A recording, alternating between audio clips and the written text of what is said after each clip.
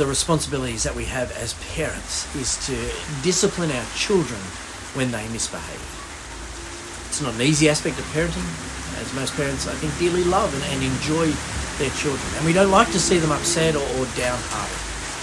However, correction and discipline are necessary for helping a child to grow and mature with wisdom, with humility, with an appreciation for authority, and with depth of faith. And the same is true when it comes to our relationship with each other, in that it's not easy to correct and rebuke a fellow believer.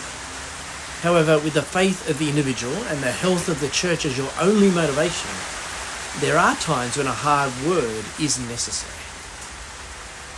Now, last week we thought about the last day, the final day when Jesus returns, and Paul wrote to the church to remind them of what they've been taught and to have confidence in the resurrection.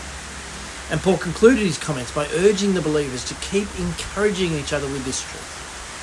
Well, today Paul continues with the idea of encouragement, both in terms of instruction and in terms of correction. 1 Thessalonians 5 verse 12. Now we ask you, brothers and sisters, to give recognition to those who labour among you and lead you in the Lord and admonish you, and to regard them very highly in love because of their work. Be at peace among yourselves. Now, the idea of being at peace in the church context is one where we trust each other, because we all share the same faith. We all share the same faith in Jesus, so we all share the same goal of helping one another to fight the good fight and finish the race.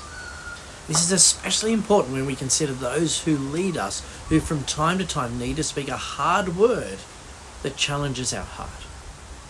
Like Paul's encouragement to the believers is for them to recognise the responsibility and the difficulty in correcting or rebuking a fellow believer, and to regard them highly in the Lord. I mean, a practical way to love the leader is to pray for them, of course. Now, Paul continues in 1 Thessalonians 5 verse 14, and we exhort you, brothers and sisters, warn those who are idle, comfort the discouraged, help the weak, be patient with everyone. See to it that no one repays evil for evil to anyone, but always pursue what is good for one another and for all.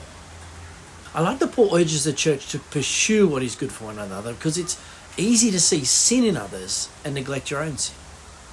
And yet, when our motivation is to encourage faith and strengthen faith, then we'll exhort our brothers and sisters in the Lord who may have slipped into laziness of faith. Then we'll be aware of those in our church family who are feeling discouraged or weak in faith. And so we won't judge them, but we will help them and comfort them. See, it's when our goal is to love our fellow believer that we'll ignore the sinful temptation to think poorly of them or to be annoyed or irritated by something they do or say, and instead we'll show patience. And we will be patient because we recognise in ourselves that we're not perfect, and that far too often we say and do foolish things. And it's helpful to remember that the reason Jesus died on the cross is for our sins. And the reason he died for our sins is because none of us can please God on our own merit. Not one of us are good enough to live a life that perfectly and completely honours God.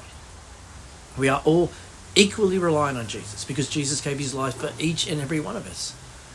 Okay, it's helpful to remember that Jesus sacrificed himself for the brother or sister who are sitting next to you. Okay, and so it's with that in mind that I want to urge you to take a minute to pray for a couple of people in your church family. Okay, and then take another minute to pray for someone that you need to work harder at loving in the Lord.